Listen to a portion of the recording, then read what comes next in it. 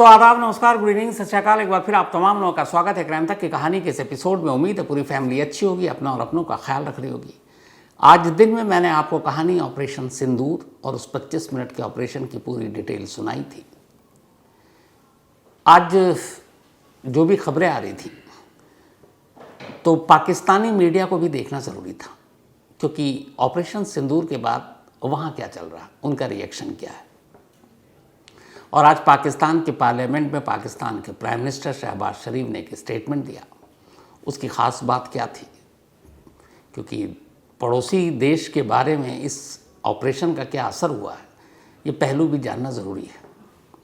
लेकिन ये सारी चीज़ें सुनाओ उससे पहले खबर आपको बताऊं कि आज शाम को करीब 5 बजे के आसपास पाकिस्तान के बहावलपुर के एक स्टेडियम में एक साथ 14 जनाजे रखे गए और उसमें वहाँ के लोग शामिल हुए, जिसमें पॉलिटिशियन भी थे, पाकिस्तानी आर्मी के लोग भी थे, सारे। अब वो 14 लोग कौन थे? इसी ऑपरेशन सिंदूर में मारे गए। लेकिन मैं यहाँ इन 14 लोगों की बात क्यों कर रहा हूँ, क्योंकि ये एक चीज़ कनेक्ट हो रहा कहीं और। अभी तक ये कंफर्म नहीं, असल में एक रिलीज़ आई, एक बयान है, उर्दू में है ये, और ये बयान की वही कॉपी है जो आप देख रहे हैं। ये बयान, ये दावा किया जा रहा है कि जैश ए मोहम्मद का सरगना मौलाना मसूद अजहर उसने जारी किया और उसकी तरफ से ये बयान दिया गया है। वही मौलाना मसूद अजहर जिसके 4 आतंकी ठिकानों पर यानी टेरर कैंप पर ऑपरेशन सिंदूर के तहत कल यानी 6 और 7 मई की रात 1:05 से 1:30 के बीच में हमला किया गया। इस बयान में खुद मौलाना मसूद अजहर ये कह रहा है कि इस हमले में उसकी बड़ी बहन के हस्बैंड, उसका एक भांजा और उस भांजे की वाइफ, इसके अलावा उसकी एक भांजी, एक उसका कज़न और उसकी माँ और 2 उसके दोस्त, कुल मिलाकर 14 लोगों की मौत की बात कबूल कर रहा है। अगर ये बयान मौलाना मसूद अजहर की तरफ से ही जारी किया गया है, क्योंकि इस बयान में कहीं नाम नहीं, तारीख़ है 7 मई, और इसकी आखिरी लाइन जो बड़ी इंपॉर्टेंट है कि आज 4 बजे जनाजे की नमाज़ पढ़ी जाएगी बहावलपुर में। तो 14 लोगों की मौत की खबर मौलाना मसूद अजहर इस बयान के ज़रिए दे रहा है इस ऑपरेशन सिंदूर के हमले में। और इत्तेफाक से आज शाम बहावलपुर के एक स्टेडियम में 14 लोगों की ही जनाजे की नमाज़ पढ़ाई गई। तो यहीं से ये सवाल उठा कि क्या ये बयान वाकई सच है, क्योंकि इसमें 14 लोगों की ही मौत की बात मौलाना मसूद अजहर कर रहा है। अगर ये सच है तो फिर ऑपरेशन सिंदूर का एक बड़ा मकसद पूरा हो गया। लेकिन अफसोस इस बात का है कि मसूद अजहर बच गया। कुल मिलाकर ऑपरेशन सिंदूर के तहत 3 पाकिस्तान में पनप रहे, फल फूल रहे पाकिस्तानी आर्मी और ISI की गोद में बैठे आतंकवादी संगठन, जो 3 सबसे बड़े हैं, 3 सबसे बड़े भारत के दुश्मन जो हमेशा भारत को लहूलुहान करते आए, यही 3 संगठन हैं। एक लश्कर ए तैयबा जिसका बॉस हाफिज सईद, दूसरा है जैश ए मोहम्मद जिसका चीफ मौलाना मसूद अजहर, और तीसरा है हिजबुल मुजाहिदीन जिसका चीफ सैयद सलाहुद्दीन। यही वो तीनों आतंकवादी संगठन और यही वो तीनों उसके कुख्यात सरगना हैं जो पिछले 30 सालों से भारत को जब तब लहूलुहान करते आ रहे हैं। और इन्हीं 3 संगठनों के, इन 3 आतंकी संगठनों के 9 टेरर कैंप या आतंकी कैंप कहें, उसको शॉर्टलिस्ट किया गया था, लॉक किया गया था इस ऑपरेशन के ज़रिए मटिया मेट करने का। इस ऑपरेशन की जो एक तो नाम था ऑपरेशन सिंदूर, आपको बताया कि जिस तरीके से हिमांशी, जिसके हस्बैंड नेवी में कैप्टन, और वो एक तस्वीर जिसमें वो बैठी हुई है और पति की लाश बराबर में, पत्थर की मूरत बनी हुई, गम का पहाड़ टूटा था। 15 दिन पहले शादी हुई, 15 दिन के अंदर मांग का सिंदूर मिट गया। शायद यहीं से इस ऑपरेशन का नाम आया, ऑपरेशन सिंदूर। जब 22 अप्रैल को पहलगाम में यह हमला हुआ, उसके कुछ देर के बाद एक स्टेटमेंट आया। ये स्टेटमेंट था द रेजिस्टेंस फोर्स की तरफ से, TRF। मैं पहले भी आपको बता चुका हूँ कि ये लश्कर ए तैयबा जिस पर बैन कर दिया गया, उसी की एक शैडो ऑर्गेनाइजेशन है, एक परछाई। तो उसने क्लेम किया इन 26 मौतों के लिए जो पहलगाम में सैलानियों की हुई थी। उसके बाद इंटेलिजेंस, रॉ, बाकी सारी इन्वेस्टिगेशन एजेंसियां जो थीं वो काम पर लग गईं। फिर सीधे सीधे जो सबूत मिले वो मिले कि इस हमले के पीछे लश्कर का हाथ है, यानी हाफिज सईद का। टीआरएफ तो सिर्फ एक छाया थी। अब वहाँ से सबूत बाकी और जोड़े गए, पुख्ता सबूत हाथ आ गए कि इस हमले में लश्कर का हाथ है। अब यहाँ से शुरू हुआ इस ऑपरेशन की तैयारी का सिलसिला।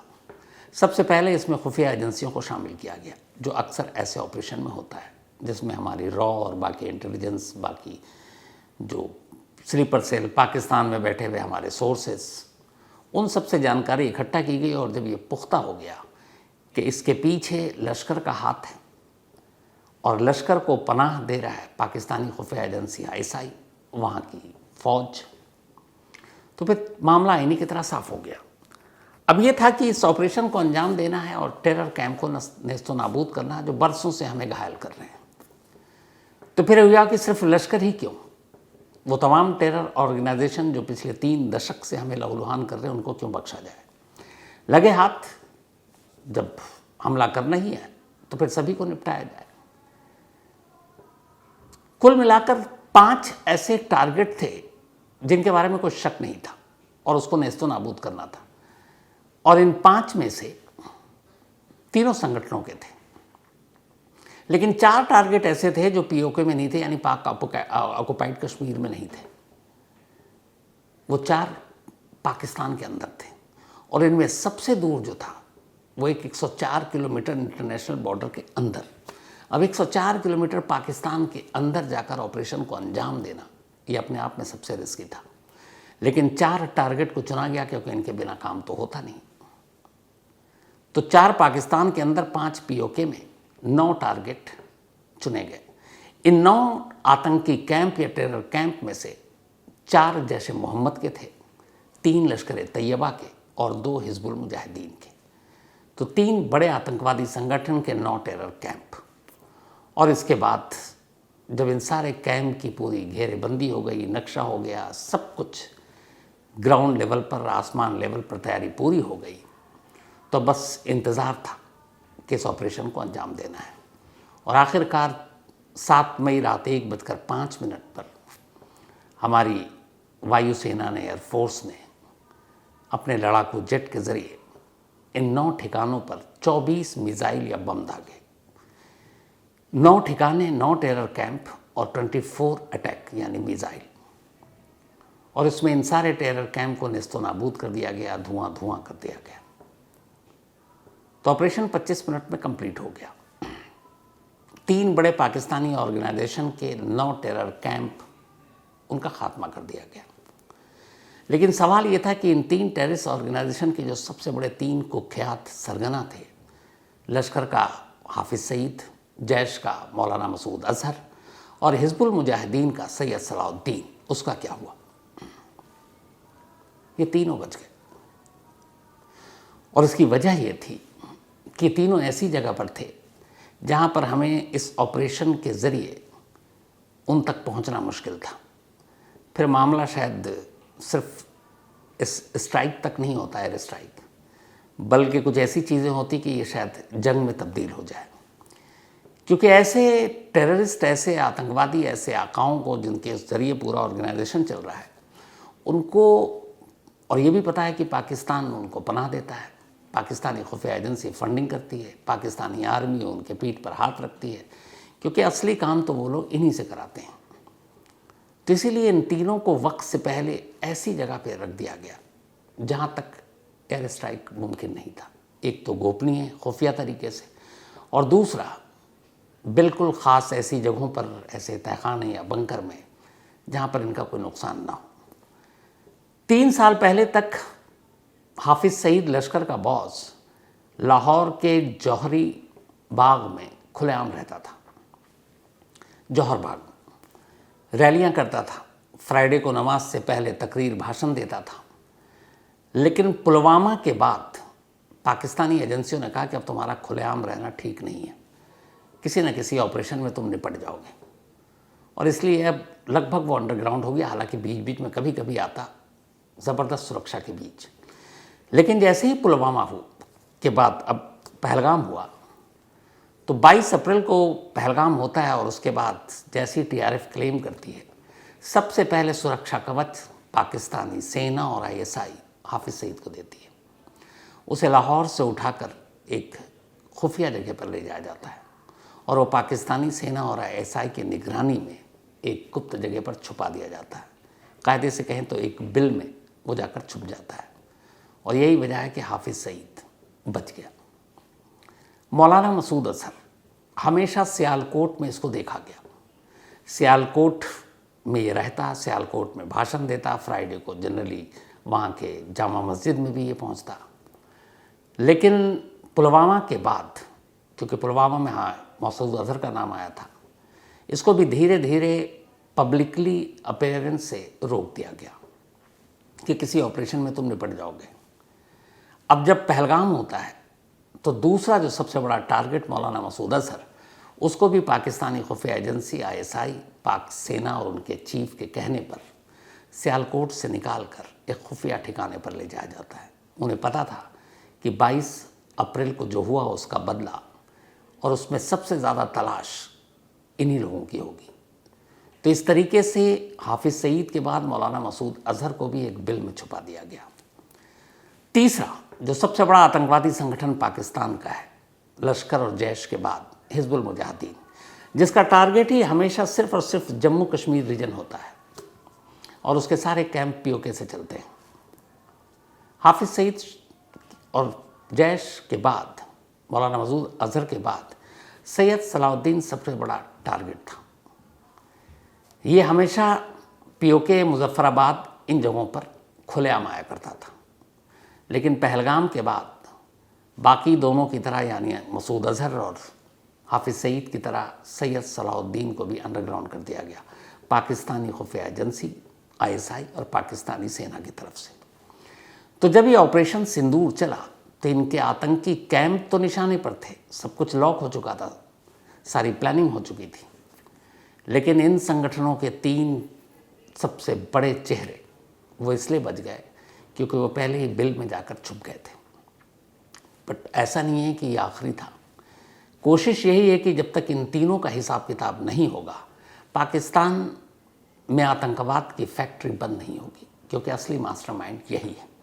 चाहे आप पुलवामा ले लीजिए, चाहे आप मुंबई अटैक ले लीजिए, चाहे आप पार्लियामेंट अटैक ले लीजिए, चाहे आप श्रीनगर विधानसभा पे अटैक ले लीजिए, चाहे आप उरी ले लीजिए, बालाकोट ले लीजिए, या फिर आप पहलगाम ले लीजिए, 26/11 ले लीजिए, इन सब में अगर शामिल हैं तो यही 3, लश्कर, जैश और हिजबुल मुजाहिदीन। 9 इनके आतंकी कैंप जो बर्बाद किए गए, वो सारे के सारे वो थे जहाँ ट्रेनिंग दी जाती थी, जहाँ हथियार चलाने सिखाए जाते थे, जहाँ जीपीएस और मैप कैसे रीड करते हैं, कैसे आप ट्रैवल करोगे, उसकी ट्रेनिंग दी जाती थी, गोला बारूद की ट्रेनिंग दी जाती थी। और जो मुजफ्फराबाद के पास एक हिजबुल का जो ठिकाना था, वहाँ तो वो बाकायदा टनल बनाने की ट्रेनिंग दी जाती थी कि वहाँ से टनल बनाकर कैसे आप सरहद पार कर सीधे पीओके से जेएंडके में दाखिल हो सकते हैं। तो ये सारे ट्रेनिंग कैंप थे और इनमें से एक ट्रेनिंग कैंप जो सबसे बड़ा लश्कर का था, मरकज़, वो था जब 26/11 हमला हुआ और 10 टेररिस्ट कराची के बंदरगाह से मुंबई पहुंचे थे। तो उनमें से जो एक इकलौता जिंदा पकड़ा गया था, अजमल कसाब, आखिरी बार उन 10 टेररिस्ट को उसी मरकज़ में देखा गया था और वहीं उनको आखिरी बार ब्रेन वॉश करके उनको समझाकर मुंबई भेजा गया था। उसी मुंबई हमले की साजिश में जो दूसरा डेविड हेडली उसी मरकज़ से निकला, फिर उसने साजिश बुनी। उसी मरकज़ से जो अभी यूएस से डिपोर्ट करके तहव्वुर हुसैन राना को हम लाए, जो एनआईए की कस्टडी में है, वो भी उसी मरकज़ से ही निकला था। तो ये 3 बड़े जिस मरकज़ से निकले उसको भी बर्बाद कर दिया गया। 25 मिनट में ये ऑपरेशन ख़त्म।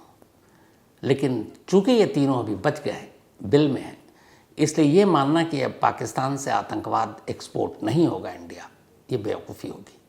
क्योंकि जब तक इन्हें ठिकाने नहीं लगाया जाएगा, ये नए नए रंगरूट भर्ती करते रहेंगे, उनका ब्रेन वॉश करते रहेंगे। ये तो रही ऑपरेशन की बात, और ऑपरेशन की पूरी डिटेल मैंने आपको दिन में सुनाई है कि कैसे क्या कुछ हुआ। आप में से अगर जिन लोगों ने नहीं देखा, आप सुनिएगा। अब जो मैंने शुरू में कहा था, पाकिस्तानी मीडिया क्या कर रही है, कमाल देखिए। पाकिस्तान की पार्लियामेंट का स्पेशल सेशन बुलाया गया आज, और वहाँ प्राइम मिनिस्टर शरीफ ने स्टेटमेंट दिया। शरीफ ने स्टेटमेंट ये दिया कि हमें 6 मई की रात 10 बजे ही पता चल गया था कि आज भारत अटैक करने वाला है। अगर उन्हें 10 बजे पता चल गया था तो वो और भी तैयारी कर सकते थे, फिर इन नो टेरर कैंप को रोक सकते थे, लेकिन उन्हें भी अपनी जनता और अपने बाकी लोगों को जवाब देना है। अब उनके दावे सुनिए। शहबाज शरीफ ने पाकिस्तान की पार्लियामेंट में आज शाम को बैठकर ये कहा कि हमें 10 बजे रात को जानकारी मिल गई थी कि आज इंडिया अटैक करने वाला है। उन्होंने कहा हमारी एयरफोर्स सब तैयार थी, हमें ये भी पता था कहाँ कहाँ पे क्या होने वाला है, लेकिन पता था तो नो टेरर कैंप को बचाया क्यों नहीं। उन्होंने कहा कि इंडिया ने 80 फाइटर जेट इस ऑपरेशन सिंदूर के तहत उतारे। एक उन्होंने अजीब सा दावा ये भी किया कि इसमें से हमने 5 मार गिराए और 3 राफेल को गिराना ही लगभग क्या बोले, एक राफेल की कीमत शायद 2,500 करोड़ है। एक साथ 200 टारगेट को वो अगर 200 दुश्मन घेर लें तो भी भेद के निकल जाती है। बट उनका है ये कि हमने 5 गिरा दिए, 6 जगहों पर हमले की बात की, 26 मौत की बात की। ये पाकिस्तान के पार्लियामेंट में दिया गया बयान, और कमाल ये देखिए कि पाकिस्तान के पार्लियामेंट में ये बयान दिया गया, वहाँ के अस्पतालों की तस्वीरें आ रही हैं, घायलों की तस्वीरें आ रही हैं, वहाँ की मीडिया सब कुछ दिखा रहा है, और पाकिस्तान के प्राइम मिनिस्टर पार्लियामेंट में बैठकर अपने एयरफोर्स की पीठ थपथपा रहे हैं और तारीफ़ कर रहे हैं, और सभी मेंबर से कह रहे हैं आप सब भी उनकी तारीफ़ कीजिए। जो उनके एयरफोर्स के चीफ है ज़हीर बाबर, कि शानदार काम किया। अगर शानदार काम किया तो ये नो टेरर कैंप पे अटैक करके बाहिफाजत 25 मिनट में भारत लौट कैसे आई। जाहिर सी बात है वो अपने जनता को ये तो बताएंगे नहीं, आवाम को बताएंगे नहीं, वरना कुर्सी खतरे में पड़ जाएगी। तो वो दावे कर सकते हैं, और उनका दावा यही है कि 80 जेट फाइटर ने हमला किया, हमें रात 10 बजे ही खबर मिल गई, फिर हमने मुंह तोड़ जवाब दिया। वो जवाब क्या है तो पता नहीं। 26 मौत की बात वो कर रहे हैं, 90 मौत की खबर आ रही है। और एक चीज़ और थी, वो अभी तक क्लियर नहीं हो सका। उन्होंने पार्लियामेंट में ही अपने भाषण के दौरान लास्ट में कहा कि वक्त कम है, इसलिए मैं अपनी बात जल्द ख़त्म कर रहा हूँ। उसकी वजह ये है कि मुझे इस्लामाबाद जाना है, वहाँ एक जनाजे में शामिल होना है, और साथ ही ये भी कहा कि जो आप आर्मी चीफ हैं जनरल आसिम मुनीर, उनको भी वहाँ जाना है। अब ये बात समझ में नहीं आ रही कि इस्लामाबाद में आज शाम को ऐसे कौन से जनाजे में ये लोग गए, और वो भी शहीद शब्द इस्तेमाल किया, तो इसका मतलब है ऑपरेशन सिंदूर में ही मारा गया वो कोई शख्स है। बट वो कौन है जिसके लिए प्राइम मिनिस्टर पाकिस्तान का आर्मी चीफ शामिल होने जा रहा है? नाम अभी तक पता नहीं आया, कोशिश जारी है, लेकिन खबर नहीं लग रही कि वो है कौन।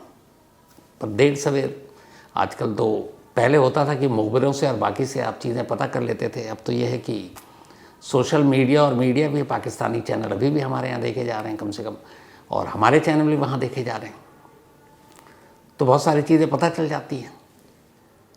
तो हो सकता है ये पता चले कि आखिर इस्लामाबाद में वो ऐसा कौन था जिसके जनाजे में पाकिस्तान के प्राइम मिनिस्टर और वहाँ का आर्मी चीफ आज शामिल होने जा रहा है या गया है। कोई बड़ा नाम आतंकवादी संगठनों के इन 3 में से मुमकिन है, हो सकता है, जिसे अभी तक छुपाया गया हो, और ऐसा हो तो फिर क्या बात है। पाकिस्तान के पास एक मौका था। पहलगाम के बाद पाकिस्तान ये कहता, और ये तो दुनिया के सामने वो एक्सेप्ट कर चुका है कि हाफिज़ सईद उसके यहाँ है, सलाउद्दीन उसके यहाँ है, आपके मौलाना मसूद अजहर उसके यहाँ है, दाऊद इब्राहिम उसके यहाँ है, और भी पता नहीं छुटपुट कितने हैं, कि जी ठीक है आपने सबूत दिया है और इसमें है, चलो हम ही इनको निपटा दें, हमें मौका दो। तो अगर पाकिस्तानी अपने ज़मीन पर फल फूल रहे, पनप रहे आतंकवादी संगठनों के ख़िलाफ़ एक्शन ले लेता तो शायद इस ऑपरेशन की ज़रूरत नहीं पड़ती।